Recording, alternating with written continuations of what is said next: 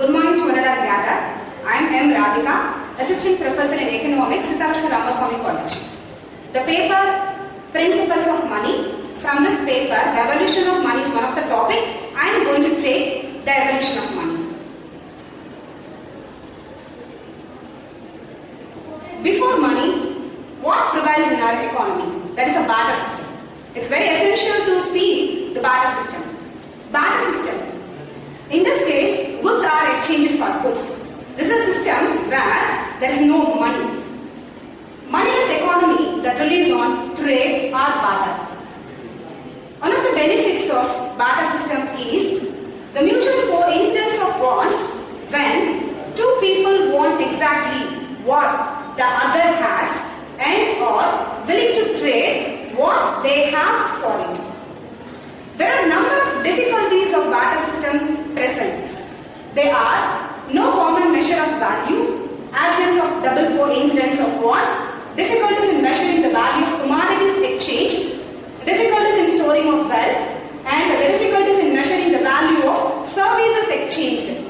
There are services nothing but inbound qualities. There may be some difficulties in exchanging of services also. So due to these difficulties, in order to rectify all these difficulties of barter system, money came into existence. What do I mean by money? Money may be any commodity that possesses general acceptability by all the people. According to Professor Walker, money means what money does. We have seen this meaning in the functions of money. Before going to see, we just know about what process, what type of what process of money came into existence in Indian economy. In earlier currencies, cowrie shells are used, which is available plenty in Indian Ocean, which also used by the world war. In Odisha, until early 18th century, khadi was used. The first documented coins was introduced by Mahajanpada. In 7th and 8th century, the coins are punch-marked coins. These are bars of metals available both silver and copper. It is present till Mayuran period. After that, Indo-Greek kings were introduced a new type of coins. That is a mixture of copper or silver in gold coin. It was presented in many centuries. You have known that nowadays 10 rupees coins are there low. In a metal there is a silver colors in that one. The same way they have introduced things in Greek kings also. After that, the Gupta Empire, they have introduced various forms of gold coins. Then only we have said that Gupta Empire is a golden period. The coins continued in various forms from Rajput, Mughal in the north side of the Indian economy, and Vijayanagara and Maratha in south followed the coin system in different way. In 15th century, Shah Suri has introduced a coin which is operated at the national level, which is known as Rupaya. This is a basic for that of modern rupee. This system continues till the British. British were very eagerly to collapse that national level Rupaya, but they couldn't do. In 1861, the government of India introduced the paper currency with the help of private banks. In 1941, due to the First World War, the shortage of metals pressed the government to print the paper currency in 1 rupee as well as 2 rupee as well as the 1 and 2 rupee coins. In 1937, paper currency and coins carried the British monarch George VI. This is because of that of introduction of establishment of RBI in 1935, which needed by the recommendation of the Royal Commission. After independence, the symbol George VI was replaced by the Ashoka pillar as our national symbol. Now, we are using both coins and currency in different denominations. Recently, you are all very well known that after demonetization in 2016, we are using different denomination with very attractive colors. Let us see in evolution of money, we have seen that there is a commodity money, cowrie shells, then coins, then afterwards paper currency. These are all characterized by the different headings like commodity money, paper money, commodity money, metallic money, paper money and bank money. Let us see that what is commodity money. Commodities that everyone agreed to accept in trade. The commodity were chosen as a money based on the availability of the commodity, climatic conditions and economic conditions, and the location of the community also. For example, fur as well as salt were used as a money. Metallic money. Metals like silver, copper are used as money. There are two types of metallic money. Number one is full-bodied coin, the other one is a token coin. Full-bodied coin, which means the face value of the coin is just equal to that of intrinsic value. In the case of token coins, the face value of the coin is much more than the intrinsic value of the coin, which we are using at present. The coin 1 rupee, 2 rupee, these are only a token coin. The next one is a paper currency or paper money. Currency notes were used as a money which rectifies the difficulties of metallic money. There are two types of paper money.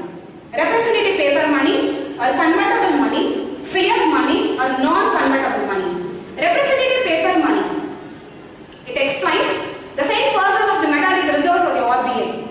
Whereas in a fiat money, is not explained the same percent of the metallic reserves of the RBI, because nowadays it's very difficult to maintain that of metallic reserve. So RBI has reserve, it has some reserve of metallic coins, that means gold, foreign currencies and number of SLRs. Then after that, at present, we have a bank money. You're all very well known that our Prime Minister Modi wants this one, digitalized economy. Yes, the bank deposits are used as a bank money, which reduces the difficulties of paper money, check, draft or the old one. Now we have credit card and debit cards are there. Let me see that. What are the functions performed by that of money? I already told you that according to Professor Walker, money means what money does. Yes, it does a number of functions. Money cannot produce anything, but without money we could not produce nothing. The functions performed by money are classified into three categories. One is a primary function, secondary function, and third one is a contingent function.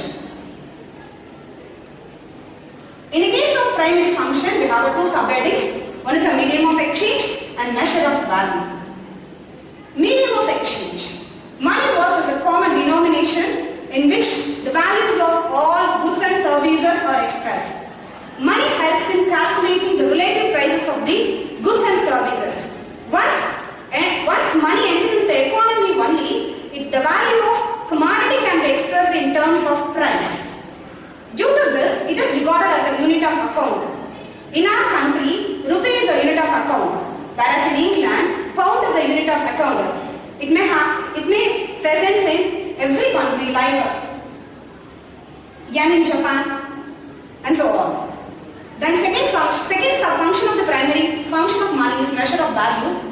Money works as a common denomination in which the values of goods and services are expressed. Money helps in calculating the relative prices of goods and services. Due to this, it is regarded as a unit of account. Then rupee is a unit of account in India, then pound in England, and so on. This measure of value is derived from that of medium of exchange function. Now only we know that we measure the value of the table, the value of this board, the value of the sand, the value of the chair with the help of that of money. Then secondary function. These functions are derived from the primary function and therefore they are also known as derivative function. These functions are divided into three categories. One is the standard of deferred payments, store of value, then transfer of value. Standard of deferred payment. Money is not only used for that of current transaction but also for that of future transaction. Deferred means payment made at some future dates. Today I am going to borrow money from some party. I am going to pay only on next day or second day. That means defer. Then store of value. Accumulation of money is nothing but accumulation of goods and services. Store of value means transfer of purchasing power from present to future. Today we are not going to spend all the money earned. Some of the money is going to be saved, stored in the form of savings. So this is going to be explained that one. The transfer of purchasing power from present to that of future. It is a way of storing wealth. It provides safety and security to the people. Generally money provides both returns. One is a real return and money return. If you are having a money, it is safe and security for us. The money returns gives interest and more income from that of deposited money. Then transfer of money. Transfer of value, function of money. It helps to transfer the value from one place to another place and one person to another person. The check and draft or emerged. At present, we have RTGS, real-time gross settlements, and NEFT, National Electronically Fund Transfer. Within a minute or within a second, we have to transfer the money from one place to another place by giving some order to that of bank. Then contingent function. These are some accidental or incidental functions of money. These are divided into four. Distribution of national income. Today, people are work together. The national income earned by the people are divided into different segments. That means wage to that of land, rent to that of land, wage to that of labor, interest to that of profit. So in this way, the money helps to distribute the national income. Then it is the basis for the credit system. All the paper currency carries the word, the legend word, I promise to pay. So that is the basis for that of credit system. Then measurement of satisfaction is very much helpful for that of producer as well as that of consumer in order to maximize satisfaction by equalizing marginal utility and the price paid by them. Then liquidity and uniformity of wealth.